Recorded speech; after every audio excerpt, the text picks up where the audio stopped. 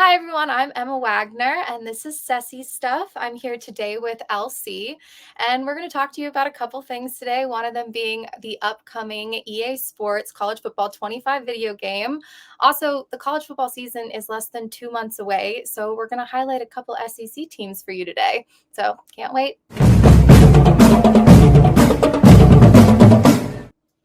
All right, I think it's appropriate and important to note that our young Emma Wagner here is an Alabama grad. So, okay, she's been gotta do when it. they asked her to research a team, she really stretched herself and chose Alabama. And there's something going on right now with Alabama in terms of a pension plan that I think really needs to be pointed out. And what were you telling me before the show, Emma, about? What the deal basically Saban has is a pretty sweet gig. Yeah. He is now going to be an advisor for the team. What an advisor means, I don't really know at this point in time. Or does he work for McKinsey now, or how does this work? I'm not sure. I heard he was working a little bit with the new DC, Womack, but maybe in recruiting. All I know is he has a very big salary with that on top of the salary that he's going to be getting doing game day. So he's making about $500,000 a year. I thought my student loans would be going to pay DeBoer now, but no, they're still on Saban. And I'm not upset about it at all. Is that the way it works at that particular state school, wherein the tuition goes straight to the NIL deals? I mean, I don't see where else they would go at this point, because to get a player, it's crazy amounts of money now. Yeah, I think we may have noticed that if anybody's been following a new SEC team that has been brought into the fold, Texas has been absolutely demolished this last week by Phil Knight in the Oregon Ducks. He is on a mission at 86 years old to get that championship before he passes, and he is really he wants it so bad. Wants it so bad. Well, he stole Isaiah Bond already, gave him a Lamborghini, and I was like, hold on, whoa, no, wait a minute. This is pump the brakes on this. There's this conception that every single player at Texas gets a Lamborghini. That's but just because you make the most money doesn't mean you have to spend it all. I think that they're probably their NIL budget is between 15 and 17 million. But when you look at Oregon, they're speculating that they're going to hit the $25 million mark. That's crazy to me. I just don't this is such a new thing too. And it really needs to be capped, kind of like the NFL, because it's definitely getting out of hand. But I love. Okay, hold on. So now you want a salary cap in college football? Absolutely. What is an appropriate salary cap for? What's a roster worth to you? Oh gosh. Well, it depends on the player. I think some players will happily be on that team. What is it? 73 players for their tuition paid, their room and board, their food, they'd be happy. But then like Quinn Ewers, no, he might need $5 million. Fuck. Maybe. All right. Hey, look, if you're running the show, I wish. So, and again, we have nothing to back this up, but recruiting rumors and people that we talk to in our sources. But it's been noted that the most recent acquisition by Oregon, wide receiver out of Dallas, may be receiving upwards of $1.3 million per year as an incoming freshman playing 0 college snaps. It's nuts. That's a wide receiver. Quarterback, $5 million. See, but this is the thing. Like the thing that blows my mind about spending this type of money on a wide receiver is, especially in the Dallas area, you take a tennis ball and you throw it down any street in Dallas, somebody's either going to catch it or bat it away. It's nothing but wide receivers and D-backs in that town. So it's not like, again, he is a very good player. I'm not going to say that he's unproven in college football. So this is the point. Freshman is crazy. I think it is crazy. And especially when you consider that the wide receivers available in the transfer portal, Isaiah Bond, as you pointed out, far more readily available. See, I'm spending my money on a defensive tackle. Those people do not grow on trees. They are giant human beings. And I think if you're going to spend your money, it's probably on your line. I think your O-line needs to get a lot of money, your D-line, and fine. If you want to throw it on a center, because if you mess up that snap, that whole play's over. That's true. I mean, it is experience. It is the genesis of the play starts with the center. Yeah, no, I can totally. That's worth a lot to me, and not many people can do it well. No, nobody. Have you ever long snapped? It's not an easy thing to do. No. Nor would I want to. I think if I played a position, it would be kicker. They're safe. They're safe. They're Okay. safe. They're pretty safe. Well, we talked a little bit about obviously Texas coming in, and you being a devout Alabama fan. What Yeah. how do you feel about the horns down situation? I mean, is this a gesture you're going to find yourself doing throughout the year? It is a gesture Texas will need to get used to. I think SEC trash talk is next level. I go to a Bama Georgia game and I'm getting barked at the whole time. You're literally getting Leave me barked at. alone. Oh yeah, when I went to this game behind me, the SEC championship in 2017, I went there and I was going in, and they just start going, "Hoo, hoo, hoo, hoo," and I'm sitting there like, leave me alone. These are adult human beings. This is correct. And I was probably 20 at the time, and these were probably 60-year-old men. Oh, So that is what it's like in the SEC. So expect a lot of horns down from your fellow SEC members, because we don't take new recruits in lightly. And you're definitely the freshman here. with the subject of Alabama, you've got a brand new coach. You got DeBoer in there. How are you feeling about this? Do you feel like this is going to be a good move for you guys? I'm confident. I'm not cocky yet. Okay. Yeah, we'll see how we do it after our fifth game or fourth game of the season, fifth week with Georgia.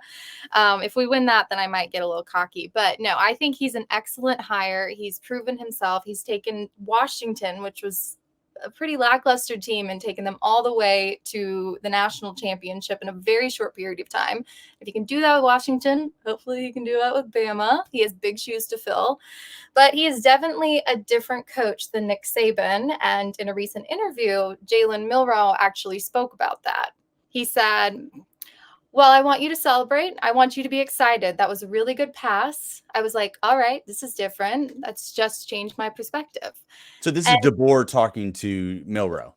correct. This is DeBoer talking to Milroe, and Milroe's reaction to it. And basically, Nick Saban, he would always say, play the next play. Don't worry about what just happened, good or bad. I mean, you could have seen that in the 2017 national championship when Tua got sacked and then immediately threw the game-winning touchdown and everyone went crazy. But DeBoer's like, no, celebrate everything. I don't think Bama fans will care as long as Milroe isn't sacked 44 times this season. Hopefully it works out for us. All right, well, EA Sports College Football is coming out on July 19th. It has been 11 years since they've had another game in this series, and I'm really, really excited for it. EA has introduced this new thing. It's called Campus IQ, and it's an integrated game engine that is meant to give you a lifelike campus experience. So what we're going to do now is go through some of those features so you know what they are, what to expect before you buy these things. Emma, take it away. Well, I want to start off with the wear and tear feature. Basically, what you do in the game will affect your players. If not all hits are built the same. If you don't protect your players, they're going to get injured and you're not going to be able to play them anymore. And also, fatigue is a thing. So just like in a real life game, you can't have your quarterback run and then have him throw a deep ball in the next play. You need to do a slant pass, or you need to hand it off to a running back. So your moves will affect the game. So I think that wear and tear feature is really cool. Next up, we have pre-snap recognition. This is where Campus IQ takes the opportunity to put you in the mind of the quarterback. So prior to the snap, you're going to have the opportunity to scan the stadium. If you see your girlfriend in the stadium, as an example, you might get a 5% QB accuracy boost. Although there could be opportunities too, where maybe you see your estranged father in the stands and you know that he's going to be asking you for some of that NIL money after the game. That's going to reduce your accuracy by 10%. So next up, I want to talk about microtransactions, which might be available in the Dynasty version of the game. You might have to go out there, and if you want Carson Beck to come win you a national championship, pay real money, like $3.99, to get him on your team. So this might rival the transfer portal with how much money spent. Next up is home field advantage. Home field advantage. That is when you get the opportunity to use your riz, your charisma, your status, everything that you've got on campus to build yourself a coalition of hotties, a coalition of the willing. That's home field advantage. Okay. And one of the final features that everybody's really excited about is the road to the college football playoff. This gives you the opportunity to decide how hard you want this to be. Do you want to give yourself an advantage by picking a team in a conference that has the political connections to get you straight in there? Or maybe you pick a team that's not the SEC or the Big Ten and you challenge yourself all the way to victory. You know, one thing I don't love about the game, Elsie? Yep. They ranked Kyle Field as the hardest stadium to play in. Yeah, this has been a point of controversy, certainly in the state of Texas, as to why Kyle Field should be ranked number one. And if you look at, let's say we just take this from a record point of view, these are not people that are generally playing a lot of Yeah. tough out of conference games at home, right?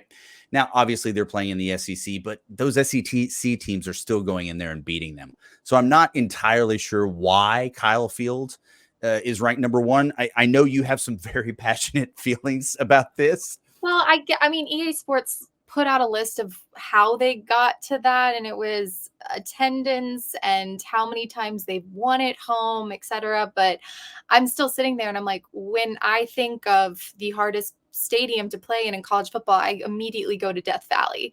I want to tell you a little bit about Death Valley. Back in 1945, the Blue Hose played Clemson, and after they were absolutely demolished, the head coach equated it to being at Death Valley, like the state park in California. Name stuck.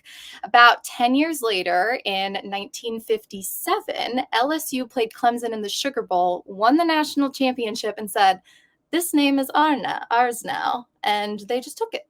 And they said, "We are Death Valley." And I will say, when I hear Death Valley, in no way do I think about Clemson. The only place I think about is LSU. So Who are the Blue Hose? they're a small Presbyterian college in around Clemson in South Carolina. To me, that. Well, first of all, the appropriation of another school's nickname, I think, is a pretty strong flex, Right. especially if you're able to pull it off. It's really an impressive thing to do. I mean, so you would put you're going to put Death Valley. You're putting LSU at number one. Are you putting them above your beloved Bryant Denny? You know what? I'm going to be very objective here. I would put Brian Denny at like a 7 or an At a 8. 7? I mean, I think there are harder stadiums out there. One, LSU, Death Valley. First of all, it is so loud there. I feel like I get tinnitus every single time. Might just be me getting older, but I'm just going to blame it on the stadium. And then they played a game in like 1988 against Auburn, and it was called the Earthquake game. That's how loud it is in there. It's daunting. It shakes teams up. It makes them so they can't hear each other. And if you're clapping for your snap, what are you gonna do about it? It's gonna Are mess you you putting up. Sanford Stadium? Are you putting Georgia ahead of Bryant Denny as well? Absolutely not. Okay. All I right. would put Michigan up there. I would say Michigan's number 2. It is the biggest stadium in college football. So the absolute size of it and the traditions that are there, I would say that's incredibly intimidating to play in. I would even put your stadium ahead of No, come on. Like, look, I love DKR. DKR is a sweet spot No, to play, but that was not it true. is I was not an messing with you. intimidating place to play. I mean, they're changing some things around. I think the atmosphere, the culture is changing. I think Sark is doing a really good job, and certainly CDC, the athletic director, bringing in a good game time atmosphere. But I think, honestly, putting DKR at 19, Frank, I'm happy to be in the top You're happy about 25, that. Okay. honestly. I mean, it is one of those places that I think it's not, look, the way that the stadium is designed, it is out and open, right? So it's not like the crowd isn't on top of you. If you go Yeah. to places like Oklahoma State Stadium, everybody's just right there. There's no Yeah. area on the sideline. Or even if you go to Ohio State, you go to the Shoe. I was there in 2005 with Texas against Ohio State, and that I is would that even is a say place that you're very likely going to get stabbed. I mean, yeah. generally, we left the stadium after that game, having won the game, and the cops are telling us just to go home, begging us, please, just go to your hotel. Please, please go to your hotel. I mean, it is a very hostile place, and I think that's the one thing that people are really excited about with Oklahoma and Texas joining the SEC is these atmospheres, getting the opportunity to go to these games and see these places that have a historical resonance in the game of football with a crowd that mixes that genteel Southern comfort with a vitriol that I think a lot of folks aren't really accustomed to. In anticipation for the video game, we thought we'd check in with one of our correspondents, BYU alum Denise. Oh, hey, Emma. Is everything okay? Oh, me? Yes, I'm fine. One day, if you may get married and have kids, you'll understand that there's certain responsibilities and commitments that come with that sacred bond, and I'm about to break all of that. Well, most of them. Wait, most of them? Oh, yeah. There's not going to be any like physical infidelity or anything like that, but the emotional, yeah, some deep emotional bonds happening between me and this sweet, sweet game. Yeah, but why are you packing? Oh, my husband's in children's things? Okay, I don't understand. Are you're asking your family to leave you? I don't want them to leave, but I also don't want them to see me like this. My God, Michaela, are you okay? And my life now is this game. So packing up my kids. Bye, kids. Bye, husband. See ya. Okay, well, they're gone. But is it okay if we check on you from time to time, see how the game's going for you? Probably not. Not a good idea for you. Okay, well, Denise, everyone. That is a commitment. I'm struggling to find another word for it. She really wants to play this game, ladies and gentlemen. She really wants to play this game. And I mean, it's not my place. I shouldn't say anything about this, but she's a bit of a slapdash packer. Not really putting a lot of effort into how those clothes are going into that bag. So, oh, well, look, we're running close to time. As we get closer to the season, you're going to meet some new hosts that come through here. And we really want to thank you for spending your time. This is Sassy Stuff. It's just a fun way for us to talk about the things that we love. Emma, is there anything you'd like to say to the folks before we close it out? Thank you guys for listening or watching. I'm Emma Wagner, and this has been Sassy Stuff. I forgot you. You didn't. I'm still here. I forgot you. No, you didn't. You don't have to do that.